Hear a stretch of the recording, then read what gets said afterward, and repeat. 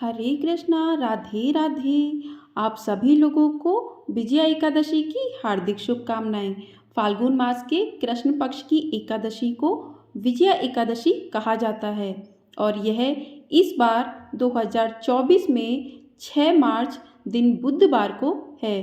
पद्म पुराण में भगवान श्री कृष्ण ने जेठ पांडु पुत्र युधिष्ठिर को बताया है कि इस एकादशी को विजया एकादशी कहते हैं। अपने नाम के अनुसार यह बहुत ही कल्याणकारी और विजय दिलाने वाली एकादशी है। इस एकादशी की महानता को संसार तक पहुंचाने के लिए स्वयं भगवान राम ने भी इस एकादशी का व्रत पूजन किया था। इसके बाद से विजय और मोक्ष के लिए संसारी लोग इस एकादशी के व्रत को करते हैं। इस व्रत में भगवान श्री हरि विष्णु और माँ लक्ष्मी जी का पूजन किया जाता है। जो भी भक्तजन विजय एकादशी का व्रत करते हैं तो उन्हें इस दिन कथा अवश्य सुननी चाहिए। इस कथा को सुनने मात्र से भी व्यक्ति के सभी पाप दूर होकर उन्हें अंत में मोक्ष की प्राप्ति होती है। तो चलिए सुनते हैं विजया एकादशी व्रत कथा। धर्मराज युधिष्ठिर बोले, हे जनार्दन, फाल्गुन मास के कृष्ण पक्ष की एकादशी का क्या नाम है तथा उसकी विधि क्या है? कृपया करके आप मुझे बताइए। श्री भगवान बोले, हे राजन, फाल्गुन मास के कृष्ण पक्ष की एकादशी का नाम विजया एकादशी है। इसके व्रत के प्रभाव से मनुष्य को विजय प्राप्त होती है।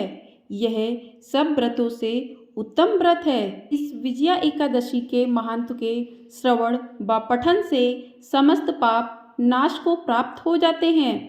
एक समय देवऋषि नारद जी ने जगत पिता ब्रह्मा जी से कहा, महाराज, आप मुझसे फाल्गुन मास के कृष्ण पक्ष की एकादशी का विधान कहिए।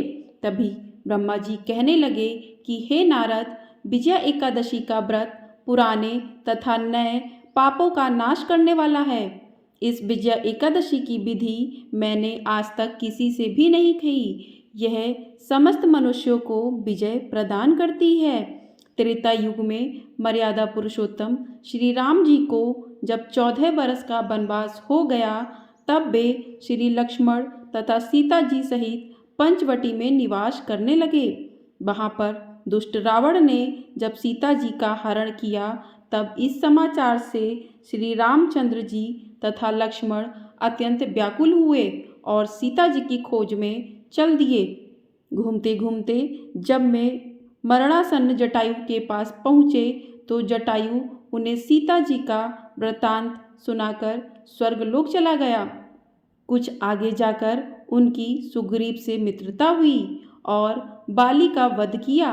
हनुमान जी ने लंका में जाकर सीता जी का पता लगाया और उनसे श्री रामचंद्र जी और सुग्रीव की मित्रता का भी वर्णन किया। वहाँ से लौटकर हनुमान जी ने भगवान राम के पास आकर सारा समाचार सुनाया। तभी श्री रामचंद्र जी ने वानर सेना सहित सुग्रीव की संपत्ति से लंका को प्रस्थान किया। जब श्री रामचंद्र जी समुद्र से किनारे पहुँचे तब उन्होंने मगरमच्छ आदि से युक्त उस अगाध समुद्र को देखकर लक्ष्मण जी से कहा कि इस समुद्र को हम किस प्रकार से पार करेंगे।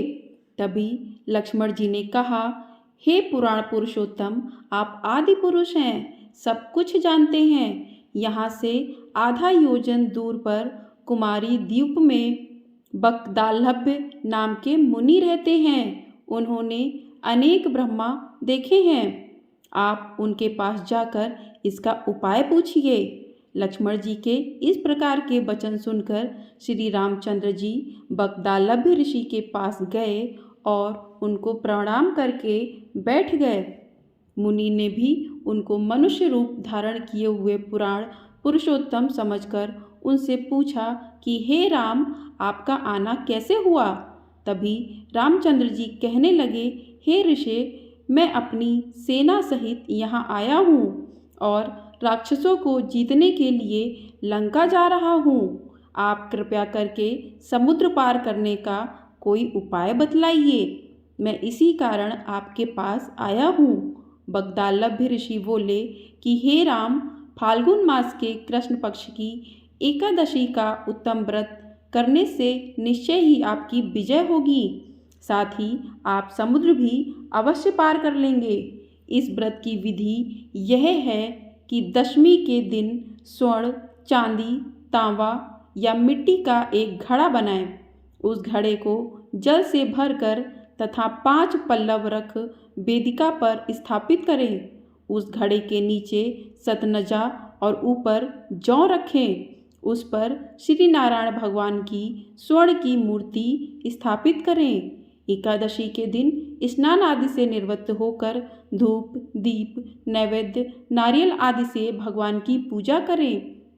तत्पश्चात घड़े के सामने बैठकर दिन व्यतीत करें और रात्रि को भी उसी प्रकार बैठे रहकर जागरण करें।